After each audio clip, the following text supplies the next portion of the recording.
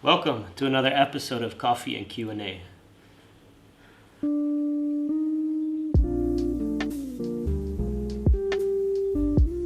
Today we will be talking to Nina de Korte.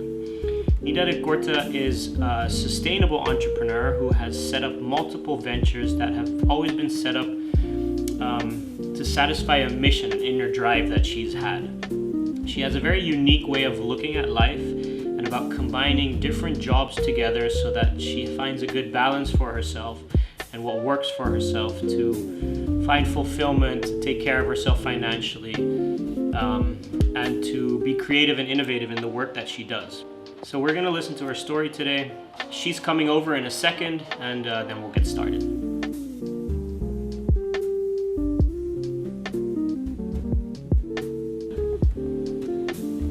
Are we live? I hope so. Ambitions. Exactly. Nina, thank you for joining us. Good to be here. Yeah, it's nice because we're actually in my living room this time instead of at the table. So thanks for coming over.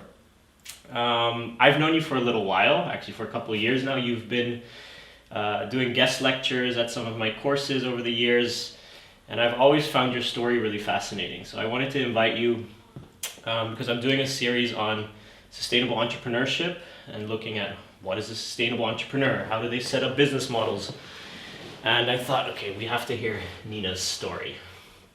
So before we get started, maybe you can introduce yourself, tell us what you do and who you are, and then we'll jump into some tricky questions. Okay. Yeah, so my name is Nina de Korte. I'm from The Hague, the Netherlands. And I've been working in energy tech the past few years. Okay. And also in entrepreneurship. And my journey has been I think it has been a typical one of my time. So I grew up in the 90s, which was, of course, one big party. Right. I'm a 90s kid too, so. Yeah, so we had, Disney movies, and I remember my family, my uncle and my aunt, every 2 years, a bigger car, every 2 years, a bigger television. So I grew up in this abundancy, we had a good life growing up. And I think as maybe some of the viewers, there was this, of course it was nice and we grew up in a good way and well taken care of, but also some kind of unease or itch that something wasn't right, that every 2 years a bigger car or a bigger television or a new toaster, that where does all this stuff come from and do we really need it? And I guess that when I turned 18, I did my first trip around Europe. Okay. I think that was a point when I really started to see that is this the right trajectory that we're on in the Netherlands? And what triggered you to that actually? Was it something do you remember? What did you read something or watch something or? Yeah, I remember it quite well. It was really one moment where things started to fall in place, and we were in Portugal. I was with my two best friends. We borrowed my mom's Volkswagen van. The typical surfer, boards on the roof, wild camping. It's also good for people to know that you surf a lot. That's actually nice to give them some context. Yeah. You love your surf. Yeah, that's true. I'm a pretty avid surfer. Okay. That's also why I live close to the beach. Yeah. So yeah, we were in Portugal. We were staying at this beautiful beach. It was in the south of Portugal, and it was just us. It was a beautiful starry night.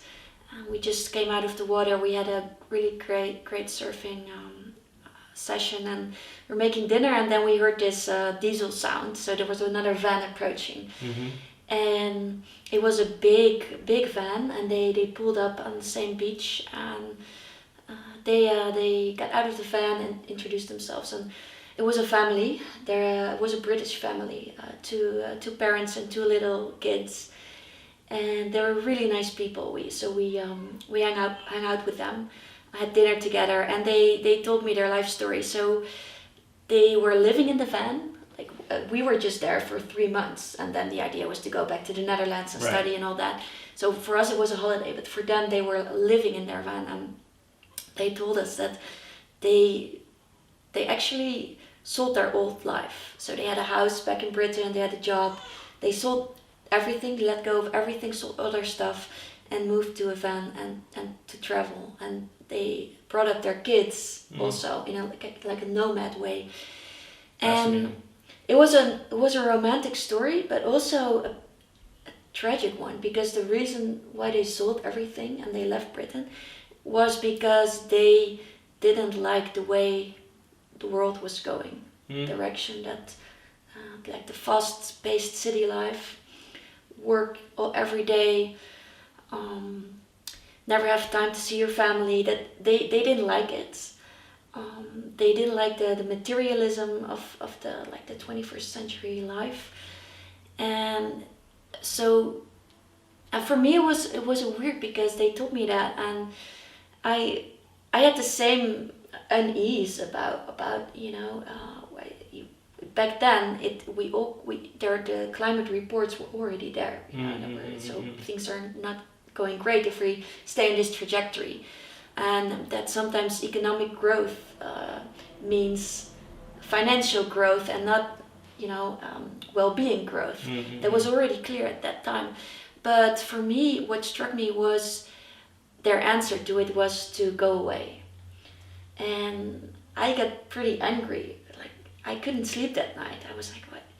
Okay, so if we agree on the situation, is that this is not the way to go, but their answer to the situation is to go in hiding. To run away. Yeah, almost. to run away. So I don't want to discredit them. Yeah.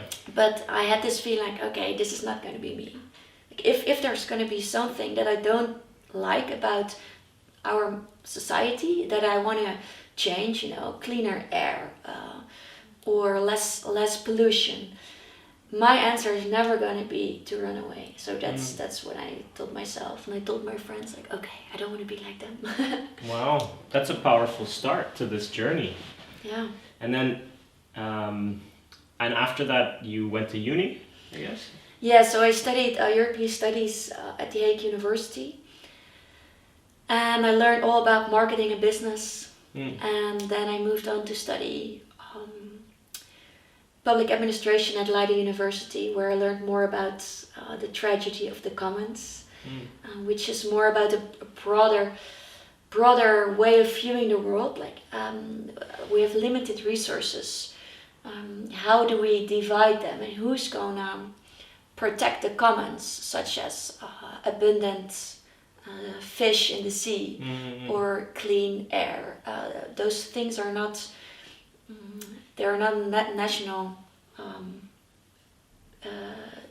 occurrence. They're transnational, right? So how can we govern the world across at a global borders, level, right? almost, right? Yeah, so we learned all about the SDGs, about the interaction between entrepreneurship and government.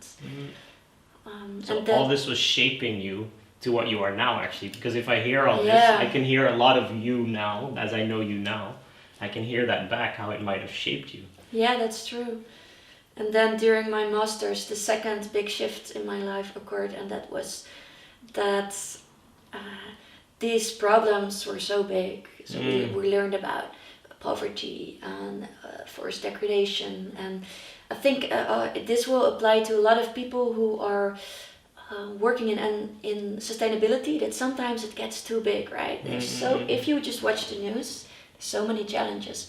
And then in public administration, I learned that actually we all have a role to play, and the world is much more fun if you choose one topic instead of trying to solve all of the problems.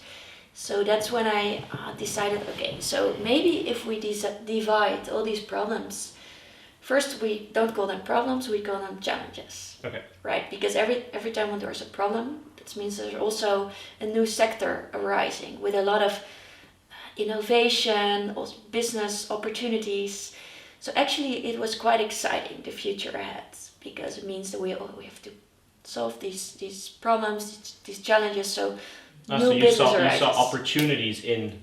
Yeah. So you gave it a positive spin as opposed to, for example, the family that ran away. You thought, exactly. Okay, these are actually opportunities to do something exciting and to have a good change on something negative. Like the way that in the Industrial Revolution, some entrepreneurs saw the advantages of street lighting or a central sewage system. So in Amsterdam, before all the poo and pee would go right into the canals and would make people sick.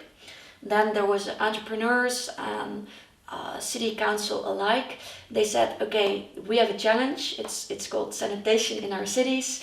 And then they did a mega project of building a central sewer system. So that's how I see the 21st century also. Like how it's a challenge, and it also has some energy and opportunities. So the second thing I did was to divide it in sectors. Okay. So you have the challenges that you identified. Okay. Yeah, you have the water scarcity, food systems, mobility,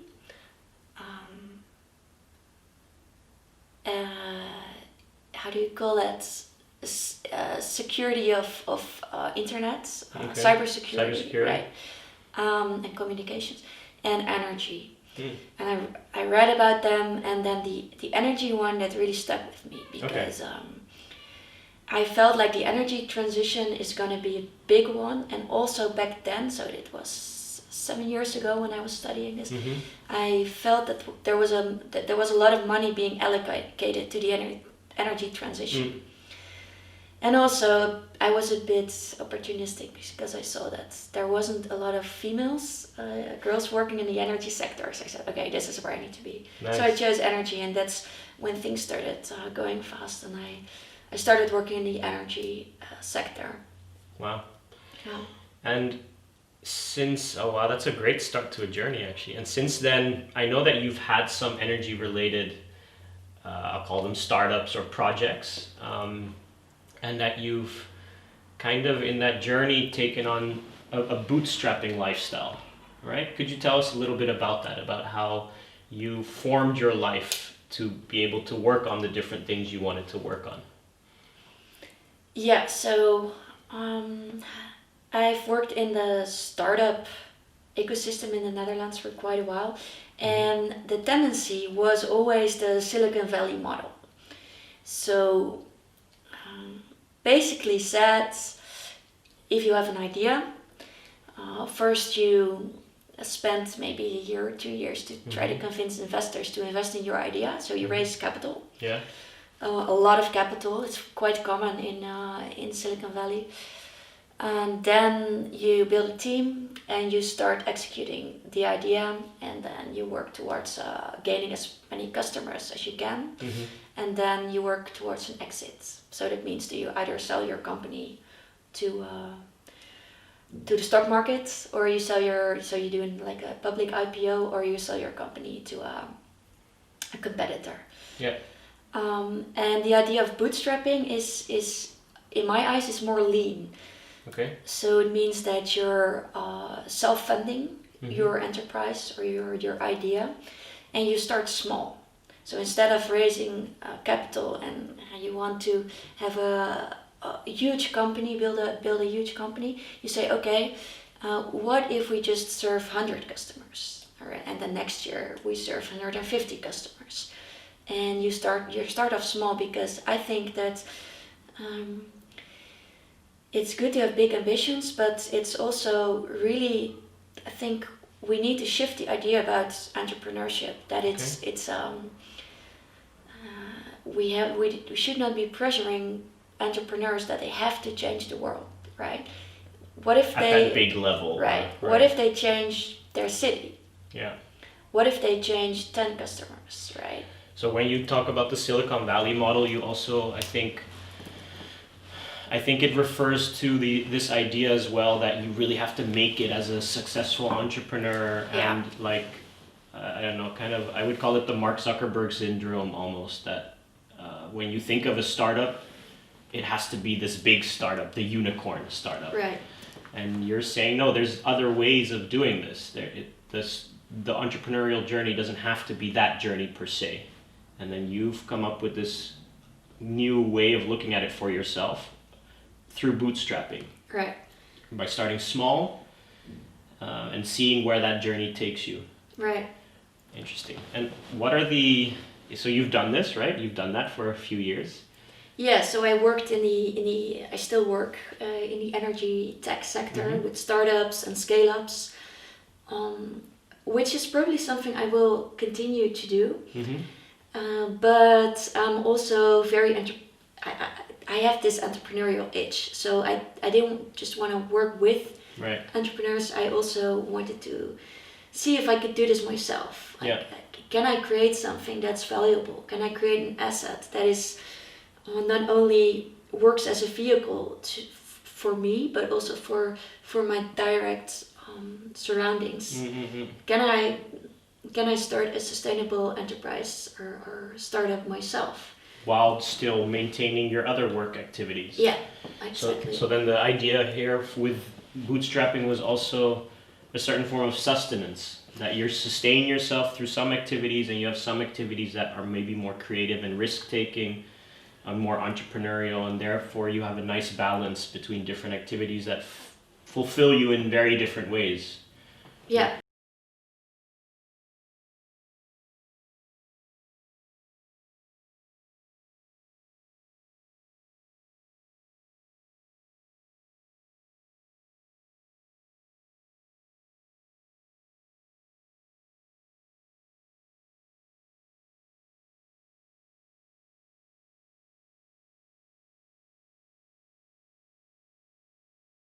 Check out this concept of Ikigai if you've never heard of it. It might be interesting for you. Now, let's get back to the interview. So I was lucky that I could work part-time in my work in the energy tech sector, which meant that I had like half of the week to spend on my own startup. And this combination is, for me, it worked pretty well because I had a very reliable source of income for my energy work, and I had the money to invest in my startup, and that's not, and I think this is a message that I really would like to give to students that are aspiring to become entrepreneurs, is that entrepreneurship isn't easy. It's hard. It's fun, but I saw a lot of people getting lost along the way, and they if you can combine it with a solid source of income, it gives you a longer, in Dutch we say lange adem, it gives you a longer runway to be successful. Right.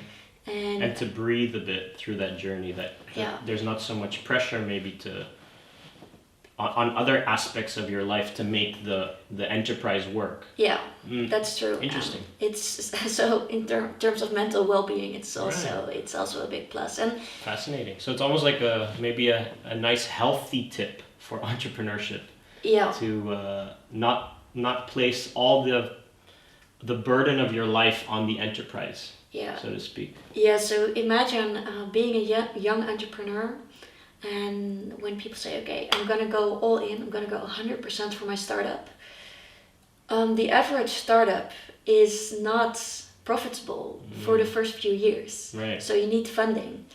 And if you choose to do bootstrapping, you're going to say, okay, I'm choosing to fund my own company. So it means you need income, right?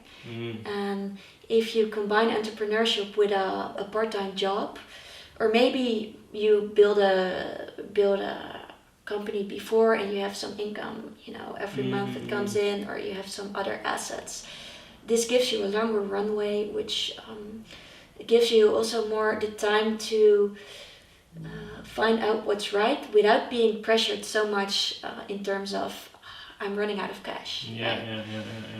And it doesn't work for everybody, so I'm not saying that this is the holy grail for entrepreneurship. No, sure. But if you're, I do want to say that for me it worked out pretty well, and I saw a lot of entrepreneurs or part-time entrepreneurs that are doing this. And if your company gets to a certain level where you have enough revenue and you can build a team, then maybe it's time to go all in. Right, and then you can make that decision in a bit less of a pressured situation. Right, yeah. And what I am advocating, and I see more and more people that are getting interested in this new model of entrepreneurship is a more long-term vision where you say, okay, what if I build this company and it's not going to grow exponentially, but I'm going to have this company for maybe the next decade. Yeah. Right? Or maybe this reminds me almost, if I can kind of jump in there, it's I know that you're a promoter and you like to do slow travel. Yeah. You've told me about this once. Yeah, and that was even before the whole airplane situation. Yeah, and very briefly, can you tell us what slow travel is, just in case people are wondering what slow travel is? Right, so I basically travel, I love to travel by train. Okay. So I went to Portugal a few times by train. There's a really great night train going between San Sebastian and Lisbon, which is a great experience. It's like you're in a movie. They have a bar on the train. You meet strangers with great stories. So I recommend this to everybody. And the reason you do slow travel is to reduce your emissions and to kind of be a bit more conscious of how you're traveling in the world and what kind of footprint you're leaving behind. It was the first reason. My first, that's how I started. But in the end, it's not the primary reason anymore, because right now it's more, it's just better experience. So it's more of an adventure almost. It's more of an adventure. Yeah. You're much more conscious to where you're going. Nice. The reason I brought it up is because I would almost say that in a way what you're describing in the entrepreneurial journey is almost like a slow entrepreneurship. Yeah. A more conscious entrepreneurship, a more experiencing entrepreneurship where you also balance it out with other things in your life. Yeah. Nice. And it's also, I think it ties into the conversation we should have about what is a company, what is an enterprise, right? So are we enslaved by our company? Are we working for our company? Or should our company be working for us? And I think this is a conversation that we should have. Nice. Because I think companies are vehicles for change. Yeah. If we can see right now in the energy sectors, we're heading in the right direction. Solar panels have become competitive to fossil fuels, which is amazing. This we couldn't have 30 years ago. We could never imagine that, right? So that's companies are a big factor in how we shape the world. Yeah. But companies are groups of people with a shared mission. Yeah. So when we let our company dictate us, I think it should be the other way around, right? Okay. So when you speak of these mission-driven businesses, I know that you've set up one, for sure, at least one that I know of, that you've also brought with us today. Maybe you can tell us a little bit about Coast Cards. Yeah, that's a startup. I found it I think 3 years ago with my great friend, designer Sander Kuim. And he said, I'm a surfer, right? That's true. I live close to the beach. I spend a lot of time on the beach. And what struck me is there's so much plastic on the beach, even here in the Netherlands, where the beaches are cleaned almost daily, especially in the summer season. So our municipality is cleaning the beaches and they take good care of it, and there's bins everywhere, but still a lot of plastic is washing up ashore. And when you're in the water and you're paddling, sometimes you even, it's like, oh, it's a jellyfish. No, it's plastic. Wow. So I think this idea started really when on the beach. Like, okay, this plastic problem, how can I play a role in it? And at the same time, we were thinking, how can we want to do something against it, but in an entrepreneurial way, not as a Right. non-profit, because there's so many non-profits already active in the sector. They they work in education or awareness, but we wanted to do it differently. At least we said, okay, what if we can address this problem and make money at the same time, right? Do good while doing business. This is, Right. of course, the golden egg in social Social entrepreneurship, Right. yeah. And we came up with. So Sander, he's a designer. I'm more of a business marketing person myself, and we started looking at different materials that washed up ashore. Like, can we use maybe plastic packaging or maybe the plastic bags? But they turned out like useless. But then we found one material, and it's plastic nylon wires, fishing lines. They're blue and orange, and you find them in the whole like European coast. Also in Spain and France, we found them. They come from the fishing industry. So they're not actually the lines used by manual fishing, but the ones for the used nets, by industrial right? fishing by the nets, right? Mm-hmm. And we noticed that we could use them and combine them with cards, greeting cards. Like postcard, yeah. Yeah, postcards. So this is the result that we made. So these are paper postcards, and there's lines that are, how do you call it? Knitted or like wove, like embroidered? almost stitched through or something. Stitched Yeah. through, yeah. And those are the fishing lines that you've collected from the Right. beach, right? Yeah. So from the nets. yeah. So every time we have a west wind, the day after you can find these because the sea washes them ashore. They float because they're so light. And it's pretty easy to collect. We collected thousands of meters already.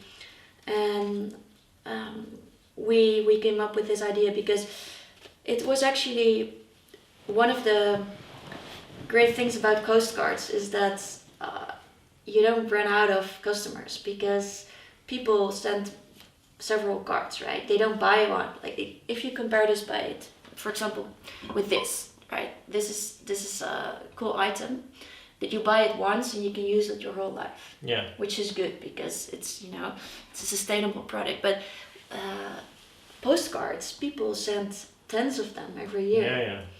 So how did the first year of Coast Guards go? How was that? So I was always inspired by the whole lean startup method, and the idea that it aligns with bootstrapping, right? It's the idea is that you test along the way always. You have your assumptions, you test them, you validate them, and then you improve them. So I should have brought it here, the prototype of Coast Guards. I'm ashamed if I look at it now. It was just a card. Like the first version of the card. Yeah, the first version. I printed it with my home printer, which was horrible, and the ink was everywhere, and it looked terrible. But we made a few with plastic wires.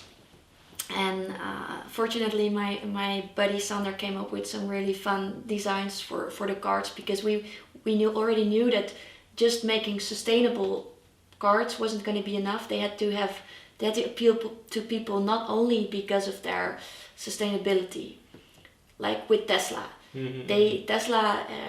Elon Musk never wanted to make a sustainable car. He wanted the car to appeal to people because of its velocity, right? Yeah. It's a super good car. Oh, and it's electric too. Right. So that was always our vision as well. So the cards have to be funny. Right. They have to make people laugh. So it's not about the sustainability or the plastic first. It has to be that they love the car itself as well. So for us as entrepreneurs, it was 100% about the sustainability.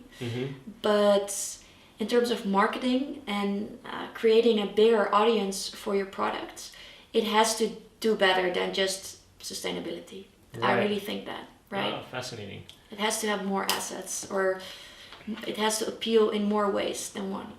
So for us it was humor. The cards have to make people laugh.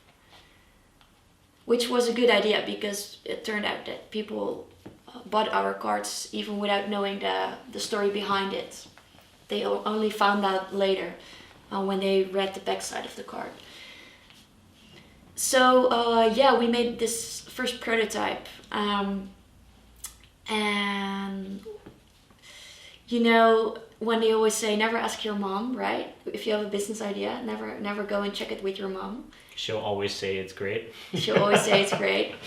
So we actually went to strangers and tried to and see if they wanted to, not only if they liked the cards, but if they wanted to put down money for the cards. You know, that's a true test.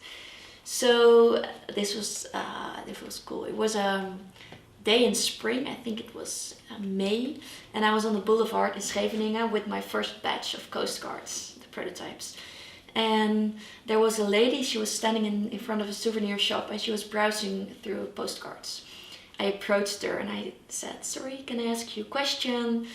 I have a little startup and I want to check if you'd be interested in purchasing these cards. Can I show them to you? And she said, yeah, sure. And I showed them to her and she was like, so this is plastic from the beach, from the fishing nets?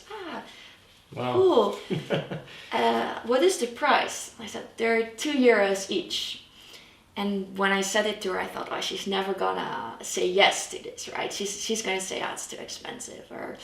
But actually said, yeah, €2 is a good price. I would pay that for the cards. So then you were like, wow, this is gonna work. So it was a stranger who Nice. told me, she would pay it. So I was really happy. I thanked her for her time. I walked away. I called Sander, like, I did some, I get some good feedback. And then 10 minutes later, I felt someone tapping my shoulder. And I turned around and it was the lady. And she followed me a few hundred meters to where I was walking. And she said, do you still have the cards? I want to buy them. And I was flabbergasted because these were the prototypes. Wow, from your printer.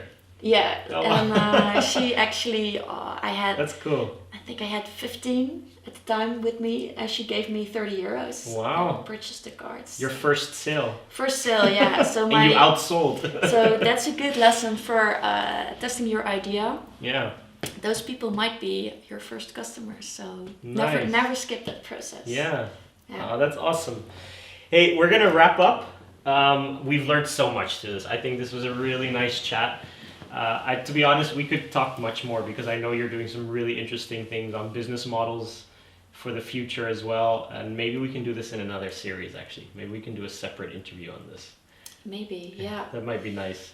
There's a lot going on right now in the so world of much. sustainable entrepreneurship. Yeah, for sure. Some things I've learned from you today that are also new for me and really nice to hear, actually. One is Silicon Valley is not the only way, right? There's other ways to roam, let's say.